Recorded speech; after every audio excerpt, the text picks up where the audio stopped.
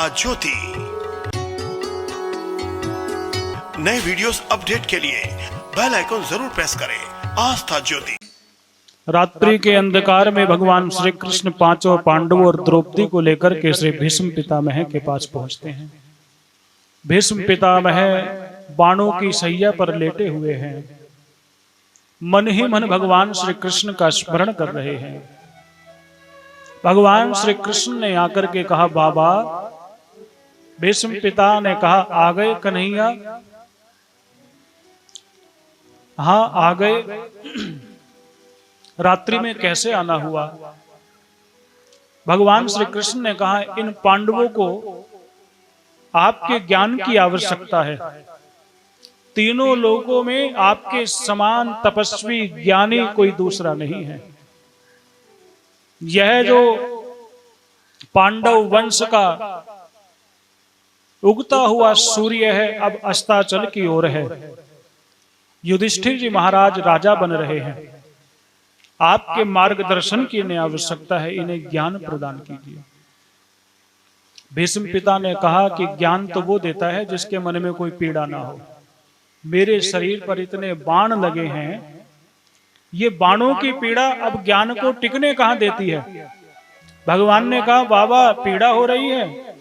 भीष्म पिता ने कहा, हाँ पीड़ा हो रही है। और भगवान श्री कृष्ण ने अपनी दिव्य दृष्टि से भीष्म पितामह की सारी पीड़ा को हर लिया। क्या जानना चाहते हो?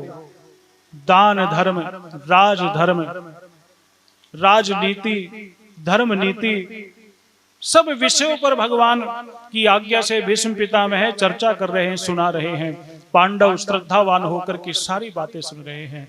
द्रौपदी एक पेड़ की ओट में खड़ी है और वह भी ध्यान से सुन रही है। अचानक द्रौपदी की चेहरे पर मुस्कान आ गई, हंसने लगी। अपनी हंसी को रोक लिया। भीष्म पितामह की दृष्टि पड़ गई। बेटी, तुम हंसी क्यों? द्रौपदी ने कहा, नहीं बस ऐसे ही। कहने लगी, तुम्हारे जैसी कोई तपस्विनी मैंने इस सृष्टि में दूसरी नहीं देखी है। तुम परम विदुषी हो, धर्म परायणा हो। तुम्हारी एक एक चेष्टा में धर्म रहता है। तुम्हारे समान पतिव्रता कोई दूसरी नहीं है। द्रौपदी, तुम्हारी हंसी के पीछे कुछ ना कुछ कारण जरूर होगा, क्योंकि ये हंसने का समय नहीं है। द्रौपदी कहने लगी, फिर मैं एक बात कहना चाहती हूं कि आज आप इतनी ज्ञान की बातें बता रहे हो। हे बाबा जी, उस समय आपका ज्ञान कहां खो गया था जिस समय मेरी लाज सभा में लूटी जा रही थी? यदि आप उस समय कुछ ज्ञान के दो शब्द कह देते तो दुर्योधन में इतना साहस नहीं था कि आपकी आज्ञा का उल्लंघन कर देता। भीष्म पितामह के नेत्रों में आंसू आ गए। नेत्रों में आंसू भर करके कहने लगे, हे बेटी, ये जो मेरे शरीर से तुम बहता हुआ रक्त देख रही हो ना, ये रक्त उसी समय मौन रहने का फल है। उस समय मेरे रक्त में दुर्योधन का नमक भरा हुआ था और दुर्योधन का नमक मेरे रक्त में इस कदर भर गया, इस प्रकार भर गया कि मेरी जिह्वा को उसने दबा लिया, मेरी मति को उसने दबा लिया। यह रक्त अब बह गया, मैं अब विरक्त हो गया हूं। अब मेरे इस शरीर में दुर्योधन का नमक का एक अंश भी, यह ज्ञान इसी कारण से प्रकट हो रहा है। भगवान श्री कृष्ण को लक्ष्य करके श्री भीष्म पितामह कहने लगे कि हे कृष्ण, आप मेरी आंखों के सामने आ जाओ, अब मेरे जाने का समय आया है। भगवान श्री कृष्ण भीष्म पितामह का हाथ पकड़ करके उदास होकर के कहने लगे, पितामह जाओगे? भीष्म पितामह ने कहा कि जो आया है उसको एक न एक दिन जाना ही होता है। तो जैसे पहले लोग कहते थे ना, हमने तो सुना है, जैसे दोपहर हो गई, बसों में लोग यात्रा करते थे तो कहते थे रात को रुक जाओ, तो कहते थे नहीं नहीं जाना है। कहने लगे जाना है तो फिर समय से जाओ। ऐसे ही तो कहते थे पहले लोग। अच्छा, जाना है फिर समय से जाओ। तो भीष्म पितामह से भगवान ने कहा, जाना चाहते हो? कहने लगे हाँ। तो कहने लगे समय से जाओ। भीष्म पितामह ने कहा, तो जाते हुए को हंसते हुए विदा किया जाता है। तुम ऐसे उदास होकर के मुझे विदा करोगे, मैं कैसे जाऊंगा? आपका मैं वही हंसता हुआ तेजस्वी मुखमंडल देखना चाहता हूं। आप तो नटवर हो, कैसा भी रूप धारण कर लेते हो, छलिया हो, मेरे लिए तो वही रूप धारण करो जो मुझे सबसे अधिक प्रिय है। भगवान ने कहा, कौन सा? भीष्म पितामह ने कहा, वही युद्ध वाला रूप। भगवान ने हंसते हुए कहा, अब भी लड़ाई की कामना खत्म नहीं हुई? आज भी दर्शन करना चाहते हो युद्ध वाले रूप का? भगवान ने कहा, हाँ, हम तो क्षत्रिय हैं। क्षत्रिय कभी लड़ाई से पीछे हटता है? क्षत्रिय तो यदि रण में प्राण छोड़ दे तो अपने जीवन को धन्य मानता है। आप हमें वही रूप दिखाइए जब जिस रूप में आपके हाथ में रथ का पहिया था और क्रोध में तमतमाता हुआ चेहरा था, वही रूप हम आपका देखना चाहते हैं। भगवान श्री कृष्ण हंसते हुए कहने लगे, अच्छा बाबा, जैसे आप चाहो हम वैसा ही रूप बना लेंगे। हर भक्त की यही चाह होती है कि जब मेरे प्राण निकले तो मेरे आंखों के सामने मेरे कान्हा जी हो। इतना तो करना स्वामी, जब प्राण तन से निकले, गोविंद नाम लेकर ये प्राण तन से निकले। इतना तो करना स्वामी, जब प्राण तन से निकले, गोविंद नाम लेकर ये प्राण तन से निकले, गोविंद नाम लेकर प्राण तन से निकले, गोविंद नाम लेकर ये प्राण तन से निकले, गोविंद नाम लेकर ये प्राण तन से निकले।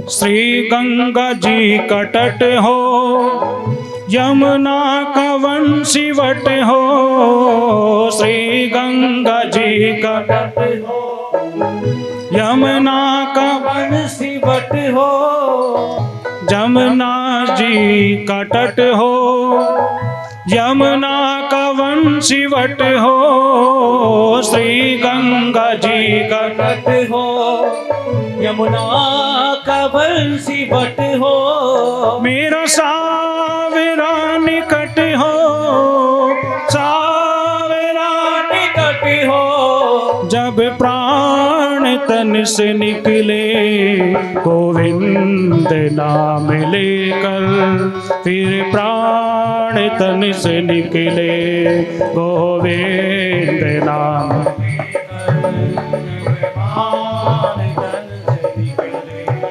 गोविंद नाम लेकर फिर प्राण तन से निकले, गोविंद नाम लेकर प्राण तन से निकले, गोविंद नाम लेकर फिर प्राण तन से निकले।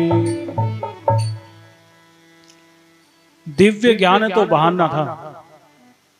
उधर भीष्म पितामह भगवान को पुकार रहे थे, तो भीष्म पितामह को दर्शन देना मुख्य उद्देश्य था। भगवान एक कार्य करते हैं तो एक कार्य के साथ साथ अनेक उद्देश्य को पूर्ण करते हैं। उधर अश्वत्थामा हाथ में तलवार लेकर के शिविर में आता है, पांडवों के शिविर में पांडवों को खोजता है, खोजते खोजते पांडवों के पुत्रों के शिविर में पहुंच जाता है।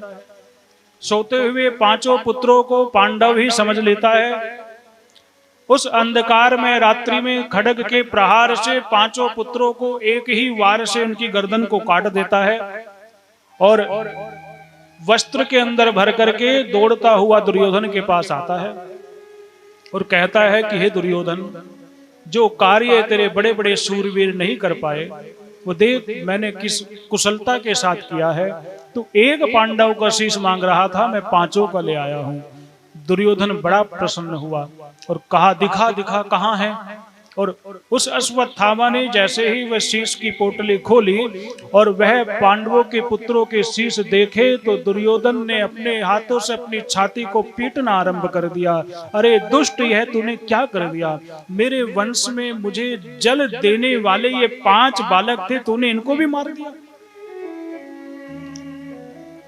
बालकों को तो कोई भी नहीं मारता, तूने इनको मार दिया। दुर्योधन को यह वरदान प्राप्त था कि जब दुख और सुख की संधि तेरे जीवन में आएगी वो सांझ तेरे जीवन की आखिरी सांझ हो गई। रोते रोते दुर्योधन के प्राण पखेरु हो गए। अब अश्वत्थामा को भय हुआ, पांडव जीवित हैं तो मुझे अब छोड़ेंगे नहीं। भागने लगा और बहुत दूर जाकर के छुप गया। द्रौपदी पांडवों के साथ श्री कृष्ण के साथ जैसे ही अपने शिविर में आती है और शिविर के बाहर रक्त की धार देखती है तो घबरा करके जैसे ही भीतर जाती है तो अपने पुत्रों के शीश विहीन शवों को देख करके दहाड़ मार करके रोने लगती है। हे कृष्ण कह करके रोती है। भगवान श्री कृष्ण द्रौपदी को सांत्वना देते हैं। अर्जुन प्रतिज्ञा करते हैं कि सूर्य ढलने से पहले यदि तेरे पुत्रों के हत्यारों की गर्दन मैंने नहीं काटी तो मैं अपने शरीर को चिता पर चढ़ा करके प्राणांत कर दूंगा। और श्री कृष्ण से कहा चलो मेरे साथ। भगवान श्री कृष्ण रथ पर आरूढ़ होकर के उस अश्वत्थामा को खोजने के लिए निकले। बहुत दूर जाकर के जहां अश्वत्थामा छुपा था भगवान श्री कृष्ण अर्जुन ने उसको पकड़ लिया, बंदी बना करके सामने ला करके खड़ा किया गया। द्रौपदी से कहा ये तेरा अपराधी है, बता इसको क्या दंड दें। नीचे की ओर मुख झुकाए हुए अश्वत्थामा को देखा। द्रौपदी की आंखें अंगारे उगलने लगी। तत्क्षण द्रौपदी को गौतमी का स्मरण आया और कहने लगी कि इसको छोड़ दो, मुच्यताम इसको छोड़ दो। अर्जुन ने कहा कैसे छोड़ दें, इसने तुम्हारे पुत्रों को मारा है। द्रौपदी ने कहा देखते नहीं ये कौन है, ये तुम्हारे गुरु के पुत्र हैं। तुम्हारे गुरु तो पहले ही स्वर्ग सिधार गए हैं और गुरु माता का एकमात्र यही सहारा है। अरे मेरे तो 5 पति जीवित हैं, मैं तो कैसे भी रह लूंगी, लेकिन यदि यह मारा गया तो इसके साथ साथ हमारे गुरु जी की जो धर्म पत्नी है वो भी। तो मैं सब कुछ सह सकती हूं लेकिन पूजनियों के आंखों में आंसू नहीं सह सकती, इसको छोड़ दो। अर्जुन ने कहा इसको छोड़ दिया तो मुझे मरना पड़ेगा। भीम ने कहा इसको छोड़ना नहीं है बिल्कुल भी, भैया तुम मारो नहीं तो मैं मारूंगा इसको। अर्जुन के सामने धर्म संकट हो गया, जैसे कोई देवी सामने आकर के खड़े हो जाए मैं इसको मारने नहीं दूंगी। अर्जुन ने कहा इसको नहीं मारूंगा तो मुझे मरना पड़ेगा। द्रौपदी ने कहा कुछ भी हो इसको मारना नहीं है, ये गुरु का पुत्र है, गुरु का पुत्र गुरु की समान ही पूजनीय होता है। अब तक आपने अधर्म का अंश भर भी कोई कार्य नहीं किया है, अब मैं आपको अब भी अधर्म नहीं करने दूंगी। हमारे धर्म में पत्नी का बहुत बड़ा ऊंचा स्थान माना गया है। जब कोई पूजा पाठ होती है तो पत्नी को दाहिने हाथ बिठाया जाता है, जानती हैं आप? दाहिना स्थान किसको दिया जाता है? बोलो, आप तो सब गांव की महिलाएं हैं। जब कोई बड़ा व्यक्ति आता है और कोई बिस्तर पर बैठा हो, सैया पर बैठा हो, तो उसको किधर बिठाया जाता है? तो पत्नी को पूजा पाठ के समय दाहिने हाथ बिठाया जाता है। माता का स्थान भी दायां ही है। जब माता को अपने पास बिठाया जाएगा तो दाएं हाथ बिठाया जाएगा। पत्नी को भी पूजा पाठ के समय दाहिने हाथ बिठाया जाएगा। दाहिना हाथ श्रेष्ठ व्यक्तियों के लिए होता है, दायां भाग श्रेष्ठ व्यक्तियों के लिए होता है। इसलिए पत्नी को जब धर्म का कार्य होता है तो दाहिने हाथ बिठाया जाता है, क्योंकि धर्म करती हुई पत्नी श्रेष्ठ मानी गई है। इसलिए हमारे यहाँ वाइफ शब्द की कोई रचना नहीं है, हमारे यहाँ बेगम शब्द कोई नहीं है, हमारे यहाँ लाइफ पार्टनर नाम का कोई शब्द नहीं है। हमारे यहाँ जो शब्द बना है वो बना है धर्म पत्नी। क्या बना है? जीवन साथी के लिए, स्त्री जीवन साथी के लिए जो शब्द है वो शब्द क्या है? क्योंकि पत्नी शब्द का अर्थ है जो पतन न होने दे, और पतन तो होने ही नहीं देती, धर्म पर भी चला देती है। धीरे धीरे पति को परिवर्तित करके किसी ना किसी बहाने से मंदिर में ले ही आती है। मैंने मन्नत मांगी है, मैंने चुनरी चढ़ानी है, मैंने नारियल चढ़ाना है, तुम चलो मेरे साथ, तो बहाने से पति को ले ही आएगी। अधर्म से धर्म पर जो ले आए उसको धर्म पत्नी कहते हैं। तो हमारे यहाँ पत्नी का बहुत ऊंचा स्थान माना गया है। द्रौपदी सामने अड़ गई, इसको मारने नहीं दूंगी मैं। अर्जुन ने श्री कृष्ण के हाथ जोड़ते हुए कहा, देखो अब मेरे सामने धर्म संकट है, या तो अपने आप को मारूं या इसको मारूं, मेरी रक्षा करो। भगवान श्री कृष्ण ने हंसते हुए कहा, जब संकल्प किया था मुझसे पूछा था, मुझसे पूछते तो कि मैं क्या करूं। चलो खैर, तुम मेरे मित्र हो, मित्रता में तो सब कुछ सह लेते हैं, हमसे नहीं पूछा तो भी हम तुमको उपाय बता देते हैं कि पापी को छोड़ना नहीं चाहिए और ब्राह्मण को मारना नहीं चाहिए। मेरी दोनों आज्ञाओं का तुम पालन कर दो। अर्जुन ने कहा, क्या समाधान है? ये तो ब्राह्मण भी है और पापी भी है, आता ताई भी है और ब्राह्मण भी है। भगवान श्री कृष्ण ने कहा कि ब्राह्मण को शारीरिक दंड देने का अधिकार नहीं है, ब्राह्मण के लिए शरीर का दंड नहीं है। ब्राह्मण की वृत्ति को छीन लेना, दक्षिणा देकर के छीन लेना, मानो ब्राह्मण को मार देना। इसका मतलब समझ रहे हो? इसका मतलब यह है कि ब्राह्मण को दक्षिणा देकर के यदि आपने वापस ले ली तो आपको वो पाप लगेगा जो ब्राह्मण की शिखा को काट देना, वो पाप है शिखा काटने का जो ब्राह्मण को मारने का पाप है। तो कहा कि ब्राह्मण को शरीर के दंड का आदेश नहीं है मनुस्मृति में, धर्म ग्रंथों में, तो आप मेरी आज्ञा का पालन करो। तो अश्वत्थामा के माथे पर एक मणि थी, उस मणि को अर्जुन ने निकाल लिया। ब्राह्मण का धन छीन लेना ब्राह्मण को मार देने के समान है। वो मणि छीन ली, वो मणि मानो अश्वत्थामा के जीवन की सबसे बड़ी पूंजी थी। उस मणि के निकलते ही अश्वत्थामा को गंभीर कोढ़ लग गया, और वो कोढ़ 5000 वर्ष में दूर होना था। अश्वत्थामा अष्ट चिरंजीवियों में आज भी जीवित हैं। अश्वत्थामा पहले चिरंजीवी हैं। अश्वत्थामा बलिर व्यासो हनुमानश्च विभीषणः कर्पः परशुरामश्च सप्तैता चिरजीविनः। तो ये 7 चिरंजीवी और 8वें मार्कंडेय जी। तो भयंकर कोढ़ का उनको श्राप लगा।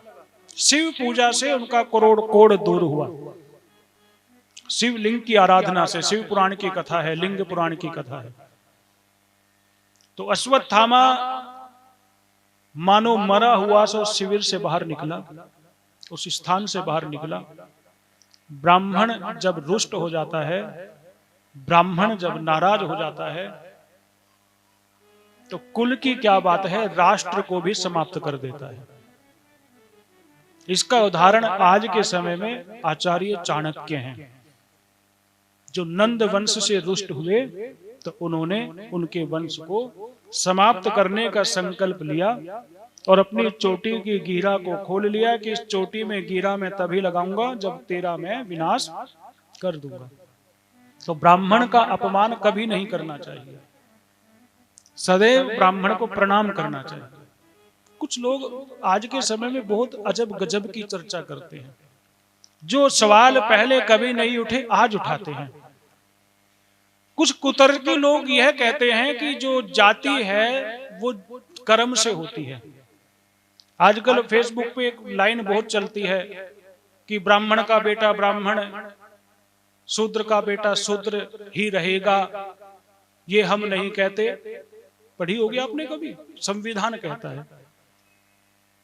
ये उनकी अज्ञानता का सूचक है। संविधान के विषय में तो हम इतना नहीं जानते संविधान क्या कहता है, लेकिन धर्म ग्रंथ यह कहते हैं कि जो जिस मां के पेट से जन्म लेता है, जो वर्ण उसके पिता का होता है, वही वर्ण उस बालक का होता है। वर्ण जन्म से होता है, जाति जन्म से होती है, कर्म से उसका कोई संबंध नहीं होता। जाति शब्द का अर्थ ही जन्म से है। ब्राह्मण मां हो, ब्राह्मण पिता हो, ऐसे दंपत्ति की संतान ब्राह्मण होती है। ब्राह्मण क्षत्रिय मां हो, क्षत्रिय पिता हो, तो ऐसे दंपत्ति की संतान क्षत्रिय होती है। और क्षत्रिय पिता हो और ब्राह्मणी मां हो तो ऐसी संतान सूत कहलाती है। ये सब जाति, कुछ लोग कहते हैं जाति हमारे धर्म ग्रंथों में नहीं है।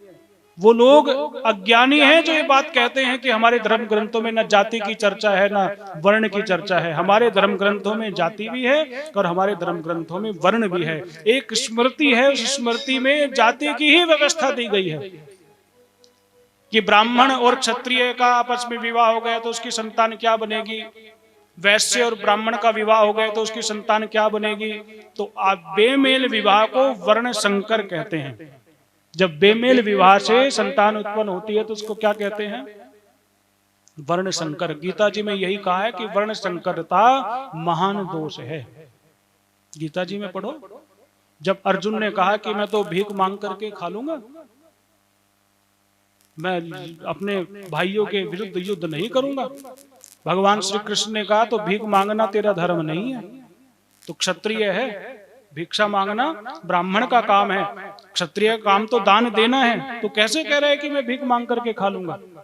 अपने धर्म से यदि गिरेगा तो नरक में जाएगा, और नरक में जाएगा तो तू युद्ध तो पहले ही हार जाएगा। युद्ध तो जीतने के लिए धर्म का साथ चाहिए, धर्म को छोड़ेगा तो जीता हुआ युद्ध हार जाएगा, और जीता हुआ युद्ध हार गया तो तेरी तो दुर्गति होगी, तेरी संतानों की भी दुर्गति होगी, तेरे वंश में वर्ण संकरता फैल जाएगी, और वर्ण संकरता महान दोष है। आज जो अनर्गल बातें करते हैं ना, कोई मनुस्मृति को जलाने की बात करता है, कोई रामचरितमानस को जलाने की बात करता है, कोई कहता है मैं तो शूद्र ही पैदा हुआ हूं, वो सब वर्ण संकरता के दोष के कारण होता है। जब हम धर्म का ज्ञान करते हैं, उच्च वर्ण में उत्पन्न होने का केवल यह नहीं है कि हम उच्च वर्ण में पैदा हो गए। ब्राह्मण से उत्पन्न होना एक गुण है और ब्राह्मणत्व को पाना दूसरा गुण है। अपने धर्म के अनुसार आचरण करना भी आवश्यक है, केवल अपने धर्म में पैदा हो जाना आवश्यक नहीं है। तो कहने का भाव यह है कि वर्ण संकरता एक महान दोष है। इस महान दोष से हम सबको बचना चाहिए। बोलो श्री हरि विष्णु भगवान की, सच्चिदानंद भगवान की, राधा कृष्ण भगवान की। थोड़ा जोर से जयकारा लगाइए। बोलो भागवत भगवान की। तो अश्वत्थामा जब वहां से भागे तो उन्होंने अपमानित होकर के अपने अपमान का बदला लेने के लिए उत्तरा के ऊपर ब्रह्मास्त्र का प्रहार कर दिया। उत्तरा के गर्भ में पांडव वंश का कुल दीपक था, उसके ऊपर जब ब्रह्मास्त्र चला तो उत्तरा घबरा गई और श्री कृष्ण भगवान से आकर के कहने लगी, हे श्री कृष्ण, मुझे अपनी मृत्यु का भय नहीं है, लेकिन मेरे जो उदर में पांडव वंश का जो दीपक है, यह दीपक यदि बुझ गया तो फिर बहुत बड़ा अनर्थ हो जाएगा। इसलिए मैं तुमसे प्रार्थना करती हूं कि मेरे गर्भ में रहने वाले जीव की आप रक्षा करो। भगवान श्री कृष्ण सूक्ष्म रूप बना करके गर्भ में प्रवेश कर जाते हैं। ब्रह्मास्त्र की धधकती हुई अग्नि को अपनी कृपा दृष्टि से बुझा देते हैं और उदरस्थ जीव की रक्षा करते हैं। वह जीव जो ब्रह्मास्त्र की अग्नि से जल रहा था, भगवान श्री कृष्ण को देख करके भगवान को देखता रह जाता है, उसकी सारी जलन समाप्त हो जाती है और हाथ जोड़ करके भगवान श्री कृष्ण को प्रणाम करता है। गर्भ के पूरे समय होने तक भगवान श्री कृष्ण उदर में रह करके उस जीव की रक्षा करते हैं। जब गर्भ का समय पूर्ण होता है, भगवान योग माया से अदृश्य हो जाते हैं और उस जीव का जन्म होता है। वह जीव जन्म लेते ही रोने लगता है। ये तो सभी जीव रोते हैं, लेकिन वह जीव 10 दिन तक दिन रात रोते रहता है। रोते रोते जागना, रोते रोते सोना, दिन रात वह रोते ही रहता है। चिकित्सकों को बुलाया जाता है, हमारा बालक इतना रो क्यों रहा है। चिकित्सक भी कोई चिकित्सा नहीं कर पाते। भगवान श्री कृष्ण को पता चलता है कि हमारी बुआ के यहाँ संतति हुई है, तो जैसे मामा के यहाँ से वो लेकर के आते हैं ना, तो भगवान श्री कृष्ण अपनी बुआ के यहाँ उस बालक के लिए उपहार आदि लेकर के जाते हैं। युधिष्ठिर महाराज से पूछते हैं कि वह बालक कैसा है। महाराजा युधिष्ठिर कहते हैं कि बड़ी चिंता की बात है, जब से वह बालक पैदा हुआ है रो ही रहा है, एक क्षण भी वह चुप नहीं रहा है। भगवान ने कहा उसको हमारे पास लाओ, हम भी तो देखें उसको क्या रोग है, थोड़ी थोड़ी चिकित्सा तो हम भी कर देते हैं।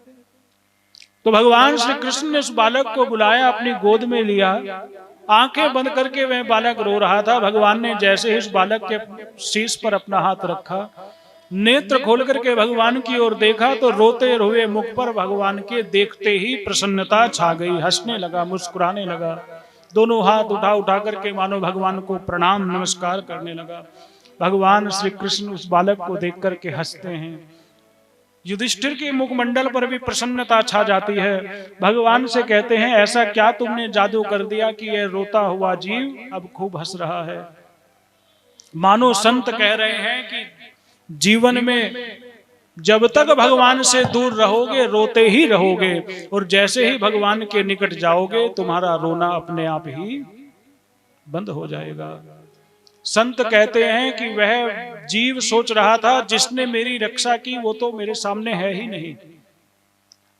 जब तक वह परमात्मा मेरे सम्मुख नहीं आएगा तब तक मैं संसार में किसी से बात नहीं करूंगा, केवल उन्हीं को अपना मुख दिखाऊंगा, उन्हीं से मैं बात करूंगा।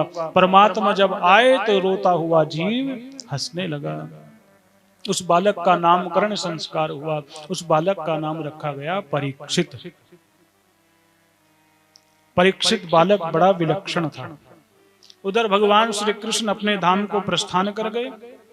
भगवान के वियोग में पांचों पांडव भी राजपाट अपने पुत्र उस पौत्र को सौंप करके स्वर्गारोहण कर गए। परीक्षित का राज्य है, धर्म का राज्य है। चारों दिशाओं को जीत करके 3 यज्ञ किए, और यज्ञ करने के पश्चात महाराजा परीक्षित एक दिन अपने राज्य में भ्रमण के लिए निकले, तो उन्होंने देखा कि एक गाय जिसको एक काले रंग का पुरुष खूब पीट रहा है, एक बैल जिसके 3 पैर टूटे हुए हैं, बड़ी कठिनता से वो एक पैर के ऊपर खड़ा है। राजा परीक्षित ने देखा कि वह काला पुरुष कभी गाय को मार रहा है, कभी बैल को मार रहा है। देखते ही राजा परीक्षित ने कहा, ठहर जा, मेरे राज्य में गौ वंश पर अत्याचार करने वाले तुझे मैं अभी दंड देता हूं। वह पुरुष उस राजा को देखते ही कांप जाता है, मुकुट उतार करके चरणों में लौट जाता है, रक्षा कीजिए, त्राहि माम त्राहि माम। परीक्षित ने पूछा, तू है कौन? कहने लगा, मेरा नाम कलयुग है। अरे कलयुग, तू मेरे राज्य में आया कैसे? कहने लगे, महाराज अब मेरा ही समय आने वाला है, मैं ही अब यहां का राजा बनूंगा। परीक्षित ने कहा, मेरे होते हुए मेरे राज्य में तो नहीं रह सकता। उस काले पुरुष ने कहा, कलयुग ने कहा कि ये तो काल का विधान है, दिन के बाद रात आती है, रात के बाद दिन आता है। स्वामी, सतयुग के बाद त्रेता आता है, त्रेता के बाद द्वापर आता है, द्वापर के बाद कलयुग आता है, अब समय मेरा ही है। तो परीक्षित ने कहा, जब तक मैं हूं तो मेरे राज्य में नहीं रहेगा। कलयुग ने कहा अभी आप पूरी पृथ्वी लोक कर जीत करके आए हैं, चारों दिशाओं को आपने जीत लिया है, सब जगह आप ही का राज्य है, मुझे भी यहीं रहना है, आपको भी यहां रहना है, तो आप मुझ पर कृपा करके मुझे रहने के लिए कुछ स्थान दे दो। परीक्षित ने कहा पापी को अपने घर में कभी नहीं रखना चाहिए, क्योंकि पापी व्यक्ति खुद तो संकट में रहता ही है, दूसरों को भी संकट में डाल देता है। कलयुग ने कहा आप तो मेरे चेहरे को देख करके मेरा अनुमान लगा रहे हैं, आपने मेरे गुणों को नहीं जाना है। मैं रंग का काला भले ही हूं, लेकिन मेरे अंदर अच्छाइयां भी बहुत हैं। परीक्षित ने कहा तुम में क्या अच्छाई है? तो कलयुग कहने लगा यत फलम नास्ति तपसा न योगेन समाधिना तत्फलम लभते सम्यक कलौ केशव कीर्तनात्। जो फल तप समाधि योग से प्राप्त नहीं होता, वो फल कलयुग में भगवान के कीर्तन से प्राप्त हो जाता है। कलयुग केवल नाम आधारा सुमिर सुमिर नर। परीक्षित ने विचार किया कि कलयुगी जीवों के पास इतना समय कहां रहेगा कि वह भगवान के लिए तप ध्यान योग तपस्या आदि करें। तो इसके अंदर गुण तो है, जो फल हजारों सालों में नहीं मिलेगा वह फल कुछ ही क्षण में भगवान का कीर्तन करने से मिल जाएगा। तो कहने लगे ठीक है, मैं तुम्हें कुछ स्थान देता हूं तुम्हारे गुणों पर प्रसन्न होकर के। 4 स्थान कलयुग को दिए। पहला द्यूत, दूसरा मद्य, तीसरा हिंसा, चौथा काम। जुए में, मदिरा में, हिंसा में और वेश्या में, इन 4 स्थानों पर तुम रहो। जो वहां जाएगा इस पर तुम सवार हो जाना, और जो वहां नहीं जाएगा उसके पास तुम जाना भी मत। कलयुग ने कहा कि 4 स्थान तो तुमने दिए, लेकिन आपके राज्य में चारों स्थान हैं ही नहीं। ना तो आपके राज्य में जुआ घर है, ना आपके राज्य में मदिरालय है मधुशाला, ना आपके राज्य में वेश्यालय है, ना ही आपके राज्य में हिंसालय है, जहां पशु को काटा जाता है उसको हिंसालय कहते हैं। तो मैं रहूं कहां? तब तक कहां रहूं जब तक ये स्थान बनकर तैयार हूं। तो कलयुग से कहा कि अन्याय से कमाए हुए धन में तेरा वास होगा, स्वर्ण में तेरा वास होगा, सोने के अंदर तेरा वास होगा। सोना कौन सा? जो अन्याय से पाया गया हो, जो किसी को धोखे से कष्ट से जो सोना चुरा करके जो सोना लिया जाए उसमें तेरा वास होगा। इसलिए बड़े बूढ़े कहते थे सोने का खोना भी बुरा और सोने का। कलयुग ने कहा ठीक है। अब महाराजा परीक्षित जी आज अपने कोषागार में जाते हैं, वहां उन्हें एक सुंदर मुकुट दिखाई देता है। वह मुकुट जरासंध का है। जिस समय भीम ने जरासंध को मारा था तो जरासंध का मुकुट विजय की प्रतीक के रूप में लेकर के आ गए। युधिष्ठिर ने कहा ये तुमने बहुत बड़ी गलती कर दी, पापी का धन है, पापी का धन भी बहुत संकट में डाल देता है। इस मुकुट को ऐसी जगह रख दो जो किसी की दृष्टि भी न पड़े। अब परीक्षित महाराज जब कोषागार में गए तो उस सुंदर से मुकुट को देख करके ठिठक गए। उन्हें इस मुकुट के बारे में पता नहीं था, वो मुकुट उन्होंने सिर पर धारण कर लिया। देखो अन्याय से कमाया हुआ धन कैसे उत्पात मचाता है। वो धर्मात्मा परीक्षित जैसे ही सिर पर मुकुट रखते हैं तो मन में विचार आता है यार शिकार खेलने चलते हैं। जंगल में शिकार खेलने जाते हैं, आखेट करते करते थक जाते हैं, भूख प्यास से व्याकुल होते हैं, एक आश्रम में आते हैं, तपस्वी तपस्या कर रहे हैं, द्वार पर खड़े होकर के कहते हैं हम राजा हैं, हमें अन्न जल प्रदान करो। वो समाधि में है, समाधि में बाहर की बातों का ज्ञान नहीं रहता।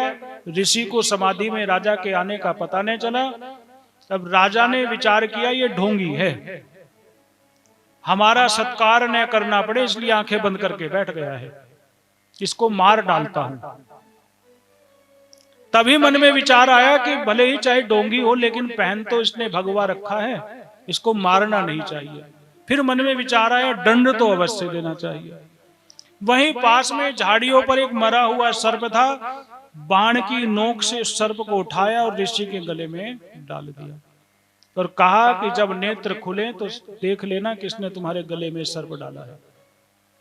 और कह करके वो तो वापस लौट आए। छोटे छोटे बालक वहां खेल रहे थे। ऋषि के गले में मरा हुआ सर्प देखे, मरे हुए सर्प को जीवित सर्प जान लिया, घबरा गए, भागे भागे ऋषि के पुत्र के पास पहुंचे। आपके पिता के गले में सर्प है। पुत्र उस समय मध्याह्न काल में संध्या कर रहे थे, जल के भीतर खड़े हुए, वहीं खड़े खड़े सारा दृश्य जान लिया कि माजरा क्या है। समझ गए राजा परीक्षित ने मेरे पिता के गले में मरा हुआ सर्प डाला है। हाथ में तर्पण के लिए जल था, जल में हाथ में जल लेकर के कहा कि जिसने मर्यादा का उल्लंघन किया है ऐसे राजा को आज से 7वें दिन सर्प तक्षक नाम का सर्प आकर के डस ले, उसके प्राण पखेरु हो जाए। ब्राह्मण के संकल्प में बड़ी शक्ति होती है। ऐसा संकल्प करके ऐसा साप देकर के वह आया और उसने देखा हमारे पिताजी तो नेत्र बंद करके बैठे हैं, कितने सीधे हैं, कितने भोले हैं। कोई गले में माला डाल जाए इन पर फर्क नहीं पड़ता। आज सांप डाल गए तो भी निश्चिंत होकर के बैठे हैं। गले से वो मरा हुआ सर्प उतार करके फेंका, चरण पकड़ करके रोने लगा। इतने दयालु हमारे पिता के साथ ऐसा व्यवहार उस राजा ने किया है। पुत्र के रोने पर पिता के नेत्र खुले। नेत्र खुलते ही पुत्र से पूछा, अरे क्यों रो रहा है? पिताजी आपके गले में राजा ने मरा हुआ सर्प डाल दिया है। पिता ने कहा क्या फर्क पड़ता है? फर्क क्या पड़ता है? संत का हृदय बहुत विशाल होता है। अपने अपमान को भी संत भूल जाते हैं। संत के ऊपर कोई पत्थर फेंके या संत के ऊपर कोई फूल बरसाए, संत के ऊपर कोई फर्क नहीं पड़ता है। जो मान अपमान से दूर हो गया हो वही संत कहलाता है। एक बार हमारे गुरुजी ने कहा, भैया जिसके पास जो होगा वही तो देगा। गाली वाला गाली देगा और फूल वाला फूल देगा, तो उसमें बुरा क्या मानना। तो संत हृदय नवनीत समाना। पिता ने कहा, बेटा हम पर कोई फर्क नहीं पड़ता। कोई हमें माला पहना जाए, चाहे कोई गाली दे जाए, हम इससे कोई प्रभावित नहीं होते। पुत्र ने कहा, हम पर फर्क पड़ता है पिताजी। आपका अपमान होगा, हम सहेंगे नहीं, हमने उसको श्राप दे दिया है। पिता ने अपने माथे पर हाथ मारा। अरे बालक के हाथ में शस्त्र देंगे तो कहीं ना कहीं वो अनिष्ट ही करेगा, अनिष्ट ही करेगा। वो राजा हैं तभी तक धर्म है। वो राजा नहीं रहेंगे तो इस पृथ्वी पर धर्म भी नहीं रहेगा। तुमने मूर्खतावश उनको श्राप दे दिया है। 2 ब्राह्मण बालकों को कहा कि उन राजा से जाकर के कहो कि 7वें दिन उन्हें मरना है, अपनी मुक्ति का कोई उपाय कर लें। अब राजा ने जैसे ही अपने राजमहल में जाकर के मुकुट को उतारा, वो कलयुग सिर से उतरा और कलयुग सिर से उतरा तो राजा अपना माथा पकड़ करके बैठ गए। अरे जिनके गले में माला डालनी चाहिए उनके गले में हमने सर्प डाल दिया। ये हमारे कुल के अनुसार आचरण हमने नहीं किया। हमारे कुल में तो ब्राह्मणों की पूजा होती है और हमने ब्राह्मण का इतना अपमान किया। पाप का फल शीघ्र मिल जाए तो भी भगवान को धन्यवाद देना चाहिए, क्योंकि पाप जितना भीतर रहेगा उतना ही पाप को बढ़ाएगा। परीक्षित भगवान से बार बार प्रार्थना करने लगे, प्रभु इस पाप को धोने का उपाय बताइए, इस पाप को धोने का उपाय बताइए। तभी वो ब्राह्मण कुमार आकर के कहने लगे, हे राजन, आज से 7वें दिन तुम्हें मरने का श्राप मिला है, अब आप अपनी मुक्ति का कोई उपाय कर लो। परीक्षित ने भगवान को बहुत बहुत धन्यवाद दिया। अपने पुत्र जनमेजय को राज्य सौंपा और राजपाट छोड़ करके गंगा जी के किनारे पर सुख तीर्थ में आकर के बैठ गए। सारे ऋषि मुनि सुन करके कि राजा को शाप लगा है, राजा से मिलने के लिए वहां आए। पूरा ऋषियों का वहां जमावड़ा हो गया। परीक्षित ने हाथ जोड़ करके कहा कि आप यहाँ सभी विद्वान हैं, मुझे मेरी मुक्ति का उपाय बताइए। सब ऋषि चिंतातुर होकर के कहने लगे, सब संकटों से बचने का उपाय है, लेकिन ब्राह्मण के शाप से बचने का कोई उपाय नहीं है। तुमने अनजाने में ही सही बहुत बड़ा पाप कर दिया है। ब्राह्मण का अपमान बहुत बड़ा पाप माना जाता है। और सुनिए, नाम मात्र का ब्राह्मण भी हो तो उसका भी अपमान नहीं करना चाहिए। ज्ञानी योगी की तो बात अलग है।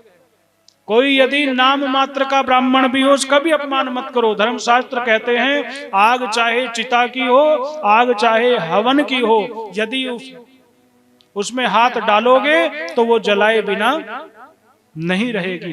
अब ये नहीं कि चिता की अग्नि है, पवित्र है, तो उसमें हाथ डाल करके देखो इसमें कुछ नहीं होगा हमको। जैसे अग्नि चाहे चिता की हो, यज्ञ की हो, वो जलाती ही है। ब्राह्मण चाहे विद्वान हो चाहे मूर्ख हो, ब्राह्मण होता है वो अपना काम करेगा ही। और मूर्ख से ज्यादा संकट होता है। ज्ञानी तो छोड़ देगा, मूर्ख छोड़ने वाला भी नहीं है। तो नाम मात्र के ब्राह्मण का भी अपमान नहीं करना चाहिए। तुमसे तो बहुत बड़ा पाप हुआ है, हम तुम्हारी मुक्ति का कोई उपाय नहीं जानते। तभी वहां श्री सुखदेव जी का आगमन होता है। सुखदेव जी उस स्थान को देखते हैं, रोते हुए परीक्षित को देखते हैं। परीक्षित के शीश पर हाथ रखते हुए कहते हैं चिंता मत कर, पाप हो जाए तो पाप के बाद यदि प्रायश्चित हो रहा है तो वो प्रायश्चित ही पाप को धो डालता है। तेरे मन में यह दुख है मुझसे अपमान हुआ, तो यही तेरे पापों को धो डालेगा। इस संसार में तो ऐसे लोग हैं गलती करके गलती को मानते भी नहीं है, उनसे ज्यादा कष्ट होता है, उनको ज्यादा कष्ट भोगना पड़ता है। चिंता मत कर। एक खटवांग नाम के राजा हुए हैं जिन्होंने 2 घड़ी में अपनी मुक्ति को पा लिया था। तेरे पास तो 7 दिन है। गुरु की कृपा हो तो क्षण भर में जीव मुक्त हो जाए, तेरा मन संसार में न लग जाए। सो तुझे मैं अमृत कथा सुनाता हूं। और यहाँ सुखदेव जी वो भागवत रूपी कथा का अमृत परीक्षित जी को देने लगते हैं। भगवान परीक्षित को कथा सुनाते हुए कहते हैं तेरे मन में कोई प्रश्न हो तो पूछ। तो परीक्षित कहते हैं कि मरने वाले व्यक्ति को क्या करना चाहिए आप मुझे बता दीजिए। मेरे मतलब का तो यही प्रश्न है, मुझे मरना है। तो परीक्षित जी महाराज को सुखदेव जी बड़ी सुंदर बातें बताते हैं और अंत में कहते हैं कि मरने वाले व्यक्ति को सांसारिक वासनाओं से अपने मन को हटा करके अपने मन को भगवान के चरणों में लगा देना चाहिए। उसी से मरने वाले व्यक्ति की मुक्ति हो जाती है। बोलो श्री हरि विष्णु भगवान की। अनेक प्रकार की वहां कथाएं सुनाते हुए फिर परीक्षित प्रश्न कहते हैं कि भगवान ने सृष्टि कैसे रची, किस प्रकार से सृष्टि की रचना हुई। तो ब्रह्मा जी के द्वारा जिस जिस प्रकार से सृष्टि की रचना हुई वह सब बात बताते हैं। उसी सृष्टि रचना में भगवान के एक अवतार की कथा आती है, वराह अवतार की। ब्रह्मा जी जब सृष्टि रचने लगे, सृष्टि के उत्पन्न होने पर भी सृष्टि बढ़ नहीं रही थी, तो ब्रह्मा जी चिंतातुर हुए। ब्रह्मा जी ने कहा कि मेरे चाहने पर भी सृष्टि नहीं बढ़ रही है तो क्या करें। तपस्या की। तप प्रत्येक समस्या का समाधान है। तपस्या में उनको ज्ञान हुआ तो ब्रह्मा जी ने अपने शरीर से एक जोड़ा उत्पन्न किया। वह जोड़ा था मनु और शतरूपा का जोड़ा। आधे शरीर से मनु को उत्पन्न किया और आधे शरीर से शतरूपा को उत्पन्न किया। मनु से उत्पन्न संतानें मनुष्य कहलाई। तो मनुष्य कौन है बोलो? आप और हम सब मनु की संतान हैं। तो मनु से जो उत्पन्न हुआ वह मनुष्य हुए। तो मनु शतरूपा का जोड़ा उत्पन्न किया तो मनु शतरूपा को आदेश दिया कि आप हमारी आज्ञा से सृष्टि की रचना करो। एक पृथ्वी के भाग को, पृथ्वी के ऊपर सुमेरु के ऊपर ब्रह्मा जी बैठे हैं। मनु शतरूपा ने कहा कि कहां सृष्टि की उत्पत्ति कहां करें, संतान उत्पत्ति कहां करें। कहने लगे भूमि पर करो। तो भूमि को हिरण्याक्ष नाम का एक दैत्य हर करके ले गया और रसातल में जाकर के उसने छुपा दिया। मनु शतरूपा ने कहा कि यहाँ तो भूमि कहीं दिखाई दे नहीं रही है। ब्रह्मा जी को चिंता हुई, अभी तो पृथ्वी यहाँ थी, अब कहाँ चली गई। चिंता तो ब्रह्मा जी के भौवों के बीच से एक विशाल एक सुंदर जीव प्रकट हुआ। वह जीव वराह कहलाया। बोलो वराह भगवान की। वराह आज के समय में जो घूमता है ना पशु, जिसको साधारण भाषा में सुअर कहते हैं, उसी तरह का जीव होता है। लेकिन वह गंदगी में नहीं रहता, वो वन में रहता है, जंगल में रहता है। उसकी बहुत लंबी डाढ़ होती है, मजबूत, और एक सींग होता है उसके नाक के ऊपर। तो ऐसा वराह उत्पन्न हुआ जो अपनी दाढ़ों के ऊपर, उसकी दाढ़ें बहुत मजबूत थी और वह खोदते खोदते खोदते खोदते रसातल में प्रवेश कर गया। जहां उस हिरण्याक्ष ने उस भूमि को छुपा रखा था, उस भूमि को अपने नाक के ऊपर रख करके वह वराह भगवान उस भूमि को लेकर के ऊपर आते हैं। भूमि को ऊपर लेकर के आते हैं। हिरण्याक्ष उन वराह भगवान को ललकारता है। भगवान उनकी बातों पर ध्यान नहीं देते हैं और भूमि को जल के ऊपर स्थापित करते हैं। तो वराह को पीछे से हिरण्याक्ष गदा से मारता है। भयंकर युद्ध होता है और युद्ध का परिणाम यह होता है कि भगवान वराह हिरण्याक्ष को मार देते हैं। हिरण्याक्ष के प्राण पखेरु हो जाते हैं। बोलो वराह भगवान की। यह हिरण्याक्ष कौन है? यह कश्यप ऋषि की संतान है। कश्यप ऋषि की पत्नी थी दिति। दिति संध्या काल में कश्यप ऋषि से संतान की कामना करती हैं। कश्यप ऋषि कहते हैं कि प्रातः काल और साय काल भगवान के भजन के लिए होता है।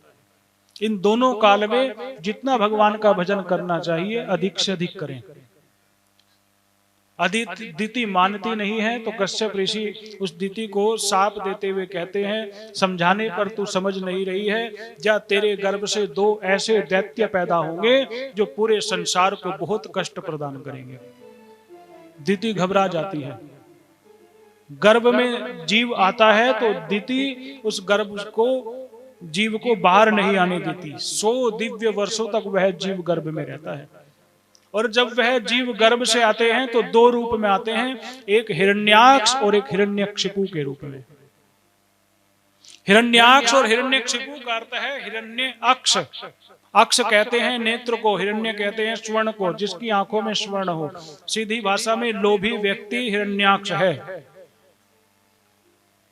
वह जीव प्रकट होते ही आकाश को छूने लगा।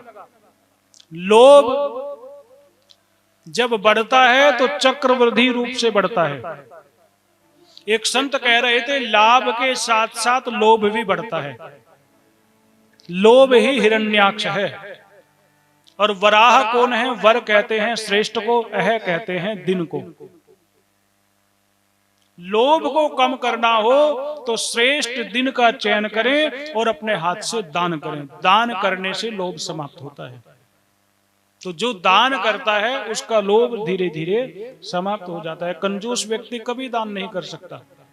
लोभी व्यक्ति कभी दान नहीं कर सकता। लोभ को मारना हो तो दान की प्रवृत्ति अपनानी चाहिए। भगवान वराह अर्थात दान।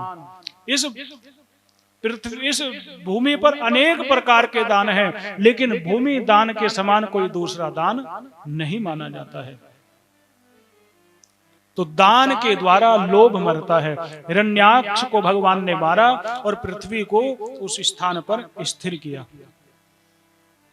तो यह हिरण्याक्ष और भगवान वराह की कथा हुई। बोलो भागवत भगवान की, सच्चिदानंद भगवान की, राधा कृष्ण भगवान की। मनु शत्रुपा ने संतति उत्पन्न करनी आरंभ की तो 5 संतानें हुई। 3 पुत्री और 2 पुत्र। आकुति, देवहूति, प्रसूति यह कन्या हुई और प्रियव्रत, उत्तानपाद नाम के 2 पुत्र हुए। यहां कपिल मुनि की कथा भी आती है जो कर्दम ऋषि के द्वारा उत्पन्न होते हैं, जिन्होंने सांख्य योग का विस्तार किया है। फिर आगे महाराजा ध्रुव की कथा आती है जो उत्तानपाद के पुत्र हैं। उत्तानपाद की 2 पत्नियां हैं। एक का नाम है सुरुचि, एक का नाम है सुनीति। उत्तानपाद सुरुचि से प्रेम करते हैं, सुनीति को सम्मान नहीं देते हैं। सुरुचि का पुत्र है उत्तम और सुनीति का पुत्र है ध्रुव। ध्रुव अभी 5 ही वर्ष के हैं। एक दिन ध्रुव जी महाराज राजसभा में जाते हैं। महाराजा उत्तानपाद सिंहासन पर बैठे हैं। उत्तम सुरुचि की गोद में है। ध्रुव पिताजी पिताजी कहते हैं। जैसे ही राजसभा में प्रवेश करते हैं सुरुचि सोचती है कहीं मेरे बेटे का स्थान यह मेरे पति ध्रुव को न दे दे, तो अपनी गोदी में बैठे हुए उत्तम को उत्तानपाद की गोद में बिठा देती है। बालक बार बार पिता की गोद में बैठने की जिद करता है, लेकिन उत्तानपाद पत्नी के मोह में ऐसे फंसे हुए हैं कि पत्नी के नाराज होने से बड़े डरते हैं कि मुझसे नाराज हो जाएगी तो बड़ा संकट हो जाएगा। चाहकर भी उस बालक को अपने गोद में नहीं लेते। बार बार जब बालक कहता है कि पिताजी मुझे अपनी गोद में बिठाइए, पिताजी मुझे अपनी गोद में बिठाइए, तो सुरुचि उस बालक को झटकते हुए कहती है, अरे पिता की गोद में यदि तुझे बैठना है तो तुझे मेरे गर्भ से जन्म लेना होगा। तेरे इस शरीर के रहते तू अपने इस पिता की गोद में नहीं बैठ सकता। यदि तू पिता की गोद में बैठना चाहता है तो जा वन में जाकर के तपस्या कर, तपस्या करके वरदान मांग, भगवान को प्रसन्न करके भगवान से कहे कि हे भगवान मुझे अगले जन्म में सुरुचि का पुत्र बना करके पैदा करना। देखो कितना अहंकार है उसको। तपस्या करके भी भगवान से यही मांगेंगे कि हमें ऐसे घर में पैदा करो, लेकिन मद जो है यह मद मति को हर लेता है। सुरुचि ने झटकते हुए कहा वन में जा तपस्या कर। बालक रोता हुआ बाहर आ जाता है, माता के पास रोते हुए कहता है माँ माँ मुझे सुरुचि माँ ने यह कहा है कि वन में जा तपस्या कर। क्यों कहा है? कहा है कि मैं पिता की गोद में बैठना चाहता था, मेरी माँ ने मुझे पिता की गोद में बैठने नहीं दिया। सुनीति ने उस बालक को अपने अंक में लेते हुए कहा बेटा तेरी माँ ने सही कहा है, यदि तू गोद में बैठना चाहता है तो तुझे तप करना ही होगा। तपस्या करके भगवान नारायण को प्रसन्न करो, और नारायण जब प्रसन्न हो जाएंगे तो सारा जगत अपने आप ही प्रसन्न हो जाएगा। जा पर कृपा राम की होई ता पर कृपा। माँ ने तो समझाने के लिए बेटे को कहा, बेटे की बात ज्यादा ही समझ में आ गई। रात्रि के दूसरे प्रहर में बालक उठा और तपस्या करने के लिए चल दिया। मेरी माँ ने मुझे तपस्या की आज्ञा दी है। तप का अर्थ भी जिसे नहीं पता वो आज तपस्या करने के लिए चल देता है। नारद जी को चिंता होती है, छोटा सा बालक तप करने जा रहा है, वन में तो हिंसक जीव रहते हैं, कहीं इस बालक को वह हानि न पहुंचा दे। तो नारद जी मार्ग में मिल गए और उस बालक से कहने लगे बेटा कहां जा रहा है? ध्रुव जी कहते हैं तप करने जा रहा हूं। नारद जी हंसे। जिस अवस्था में बालक खिलौनों से फुर्सत नहीं मिलती बालक को, ये तप कर रहा है। हाथ पकड़ करके उस बालक से कहने लगे तू तप का अर्थ भी जानता है? क्या होता है तप? कहने लगे जान जाएंगे। तब जानने में कौन सी बड़ी बात है, जान जाएंगे। हमने आपसे पूछा है क्या होता है तप? नारद जी हंसे। बालक की बातों पर बड़ों को हंसी आई जाती है। कहने लगे अरे बेटा तुझे नहीं जानते, जंगल में हिंसक जीव हैं, तुझे हानि पहुंचा देंगे। तो बालक कहने लगे क्षत्रिय कुमार हैं, हम किसी से भयभीत नहीं होते, हम तो तप करेंगे करेंगे करेंगे। नारद जी ने कहा किसने कहा तुम्हें तप करने के लिए? कहने लगे हमारी माता ने। नारद जी बड़े प्रसन्न हुए। जो अपनी माता की आज्ञा का पालन करता है, जो अपने पिता की आज्ञा का पालन करता है, उस पर देवता बड़े प्रसन्न होते हैं। माता पिता की आज्ञा का पालन करने वाले के जीवन की सारी बाधाएं भगवान हर लेते हैं। नारद जी ने कहा तो फिर हम तुम्हें अपना चेला बनाते हैं, बिना गुरु के विद्या सफल नहीं होती। हम तुम्हें मंत्र बताते हैं, उस मंत्र का तुम जाप करना, निश्चित रूप से तुम्हें भगवान की प्राप्ति होगी, क्योंकि तुम मातृ भक्त हो, माता के भक्त हो। बिना मां की कृपा के संसार में कुछ नहीं मिलता। नारद जी कहते हैं वृंदावन में एक मधु नाम का वन है, उस वन में जाकर के ओम नमो भगवते वासुदेवाय इस मंत्र का तुम जप करो, निश्चय ही तुम्हें भगवान की प्राप्ति हो जाएगी। नारद जी को गुरु मान करके वह ध्रुव बालक मधुवन में आते हैं। वृंदावन के समीप आकर के एक पैर पर खड़े होकर के ओम नमो भगवते वासुदेवाय इस मंत्र का जप करते हैं। एक माह तक निरंतर जप करते हैं। फिर दूसरे माह में, तीसरे माह में, चौथे माह में 6 महीने के तप के प्रभाव से त्रिलोकी कांपने लगती है। तप भी कोई साधारण तप नहीं है, असाधारण तप है। जिसके गुरु नारद जी हो फिर वो क्या नहीं कर सकता संसार में। छठे माह में तो उन ध्रुव जी ने अपनी श्वास को रोक लिया, पैर के अंगूठे पर खड़े हो गए। पैर के अंगूठे पर कोई खड़ा हो सकता है? पैर के अंगूठे पर अंगूठे मात्र पर खड़े होकर दोनों हाथ ऊपर जोड़ करके और हठ योग के द्वारा भगवान का नाम जपने लगे। अन्न जल वायु सब कुछ त्याग दिया, श्वास रोक करके ओम नमो भगवते वासुदेवाय, ओम नमो भगवते वासुदेवाय जपने लगे। इस शरीर के अंदर देवताओं का वास है। जब हम इस शरीर को कष्ट पहुंचाते हैं तो देवताओं को कष्ट पहुंचता है। देवताओं को जब कष्ट पहुंचता है तो भगवान को पीड़ा होती है।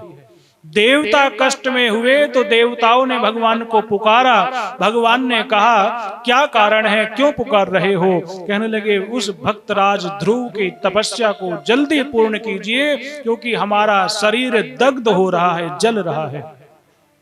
भगवान ने कहा उस बालक भक्त के दर्शन तो हम भी करना चाहते हैं। और भगवान हरि रूप बना करके गरुड़ पर विराजमान होकर के वहां आ जाते हैं जहां वह बालक ध्रुव तपस्या कर रहा है। ओम नमो भगवते वासुदेवाय, इस मंत्र का जप कर रहा है। भगवान आकाश में गरुड़ पर विराजमान होकर के उस बालक को एकटक निहार रहे हैं। बालक नेत्र खोल करके नहीं देख रहा है। भगवान सोच रहे हैं बड़ा गजब भक्त है, हम दर्शन देने आए हैं और ये हमारा दर्शन नहीं कर रहा है। भगवान उस बालक के हृदय में वही झांकी प्रकट कर देते हैं जो आकाश में है, वही हृदय आकाश में भगवान प्रकट हो जाते हैं। हृदय में भगवान को देख करके बालक मुस्कुराने लगता है और बालक को मुस्कुराते देखकर भगवान भी मुस्कुराने लगते हैं। भगवान अपनी झांकी को हृदय से अदृश्य कर देते हैं। छटपटाहट में बालक के नेत्र खुलते हैं। सामने दिव्य रूपधारी भगवान श्री हरि को देख करके बालक प्रसन्न हो जाता है। नारायण नारायण नारायण कहकर के बालक भगवान को प्रणाम करता है। कुछ कहना चाहता है लेकिन कह नहीं पाता है। क्यों? वैसे तो भगवान सब भाषा समझते हैं। भगवान से अंग्रेजी में मांगो, अंग्रेजी में भी भगवान सुन लेंगे। विश्व भर की भाषाओं को जन्म देने वाले भगवान ही तो हैं। लेकिन विश्व भर की भाषाओं को जन्म देने वाली एक भाषा है जिसको संस्कृत कहते हैं। सभी भाषाओं में भगवान को संस्कृत बहुत प्रिय है। इसको देववाणी कहा गया है। देवता जब आपस में बात करते हैं तो संस्कृत में करते हैं। ध्रुव जी ने विचार किया हम तो पाठशाला भी नहीं गए हैं, पाठशाला जाते 2-4 संस्कृत के श्लोक याद करते तो भगवान आए हैं तो आज उनको हम सुनाते। हम में तो इतनी भी सामर्थ्य नहीं है। तो भगवान को देख तो रहे हैं, कुछ कह नहीं पा रहे हैं। हम संस्कृत जाने तो भगवान को कुछ कहें। भगवान सोच रहे हैं कैसा गजब का भक्त है, कितनी देर से सामने खड़ा है और ये देख ही रहा है, माजरा क्या है। भगवान समझ गए ओहो इसके मन में यह बात चल रही है। भगवान के हाथ में पांचजन्य नाम का शंख है।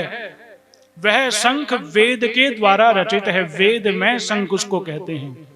भगवान ने वह शंख उस बालक के दाहिने कपोल पर स्पर्श कराया, छू भर दिया और उसकी महिमा यह हुई मूकम करोति वाचालम पंगुम लंघयति गिरिम यत्कृपातमहं वन्दे परमानंद माधवम्।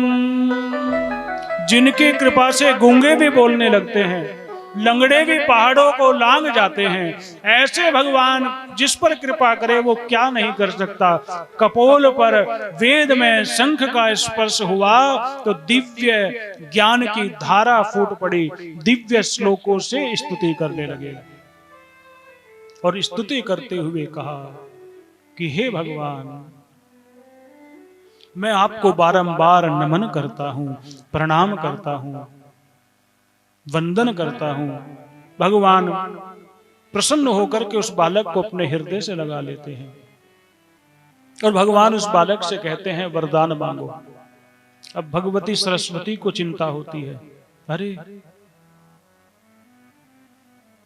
यदि इस बालक ने कुछ ऐसा वरदान मांग लिया जो और किसी को न मिला हो तो इसकी तो महिमा बहुत ऊपर हो जाएगी। और सरस्वती ने मति हर ली। सरस्वती ने मति हरी। इंद्र आदि देवताओं के कहने पर इंद्र आदि देवताओं ने भगवती सरस्वती से कहा, आज भगवान बड़े प्रसन्न हैं, यदि ये हमारा पद भी मांगेगा तो भगवान देते हुए जरा भी नहीं सकुचाएंगे, तो इसलिए इसकी मति हर लो। जो ब्रह्म पद का अधिकारी था उस बालक ने भगवान से मांगा कि इस राज्य का उत्तराधिकार मुझे प्राप्त हो जाए, मुझे पिता की गोद मिल जाए। भगवान ने कहा तथास्तु, ऐसा ही हो। भगवान ने कहा और मांगो। ध्रुव जी ने कहा और मांगे, बस हमारी तो इतनी इच्छा थी। बालक का स्वभाव बड़ा सच्चा होता है। बालक वो वही वस्तु पकड़ेगा जो उसकी चाह है, जो उसकी कामना है। तो बालक ने कहा हमें तो इतना ही चाहिए था। भगवान ने कहा इतना तो तुम अपनी मर्जी से मांग रहे हो, हमारी मर्जी से भी कुछ मांगो। बालक ने कहा नहीं, हमें तो पिता की गोद ही चाहिए। भगवान ने कहा तो हम अपनी ओर से तुम्हें वरदान देते हैं कि तुम्हें ध्रुव पद की प्राप्ति होगी। हम तुम्हारे लिए एक लोक बना देते हैं, उस लोक का नाम ही तुम्हारे नाम पर होगा। जब इस पृथ्वी से तुम्हारा मन भर जाएगा तो बता देना, हम तुम्हें उस लोक में भेज देंगे। अब ध्रुव जी महाराज बड़े प्रसन्न हुए, भगवान अंतर ध्यान हुए। ध्रुव जी सोचने लगे, अरे काल ने तो हमें ठग लिया। जिन भगवान से भगवान की गोद मांगनी चाहिए तो इन भगवान से हमने साधारण पिता की गोद मांगी। ये काल बड़ा बलवान है, लेकिन भगवान बड़े दयालु हैं। ध्रुव जी वापिस लौटने लगे वनों से नगर की ओर। उत्तानपाद को बड़ा पश्चाताप हुआ। सोचने लगा कि मैंने उस बालक का बड़ा अपमान किया है, और पश्चाताप में वह रोने लगे और अपनी पत्नी को डांटते हुए कहा कि माँ की दृष्टि में सारे पुत्र बराबर होते हैं, तुमने अपने धर्म का सही से पालन नहीं किया है, मैं तुम्हें त्यागता हूँ। ऐसा जब कहने लगे तो वह भी कांप गई, घबरा गई, पति के चरणों में गिर गई। उत्तम पिता के साथ कहने लगा हमारे भैया को खोजने के लिए चलो, हम अपने भैया के बिना नहीं रह सकते। नारद जी वहां आ गए। नारद जी ने कहा कहीं जाने की आवश्यकता नहीं है, आपका बेटा कुशलता से है, भगवान का वरदान पा करके आया है, अब वह तुम्हारे लिए नहीं तीनों लोगों के लिए वंदनीय हो गया है। उत्तानपाद ने कहा तो हम हाथी लेकर के जाएंगे, अपने बेटे को हाथी पर बिठा करके लाएंगे। हाथी जो होता है राज सत्ता का प्रतीक होता है। पहले राजा लोग हाथी पर बैठकर चलते थे। राजा ने कहा हम उनको राजा ही घोषित कर देंगे, हाथी पर बिठा करके लाएंगे। उधर से ध्रुव जी आ रहे हैं, इधर से उत्तानपाद जा रहे हैं। हाथी देख करके ध्रुव जी बड़े प्रसन्न होते हैं। उत्तानपाद कहते हैं कि आप इस हाथी पर बैठो। ध्रुव जी कहते हैं अकेले नहीं बैठेंगे, अपने भैया के साथ बैठेंगे। भाई का प्रेम ऐसा ही होता है भाई के प्रति। ध्रुव जी अपने भाई के साथ उस हाथी पर बैठते हैं। सुरुचि की आंखें खुली की खुली रह जाती है। जिस बालक के लिए हमने ऐसी भावना रखी, उस बालक की भावना तो बड़ी प्रबल है। उत्तानपाद ध्रुव जी को राजा बना करके वन में तपस्या करने के लिए चले जाते हैं। ध्रुव जी राज्य का सुख भोगते हैं।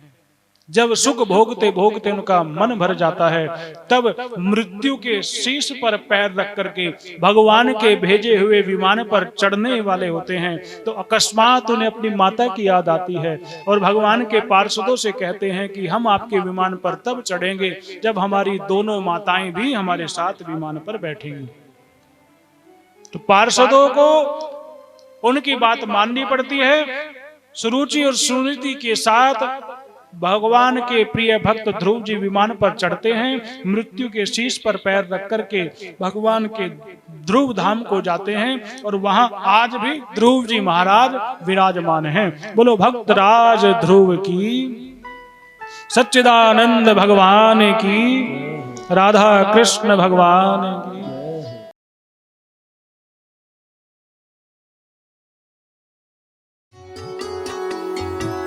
ईश्वर के मनमोहक भजन, मंत्र, गीत, धर्म ज्ञान, सत्संग, धार्मिक कहानियों, कथाओं और पौराणिक ग्रंथों को सुनने और नए भक्ति संगीत का आनंद लेने के लिए देखते रहिए आस्था ज्योति।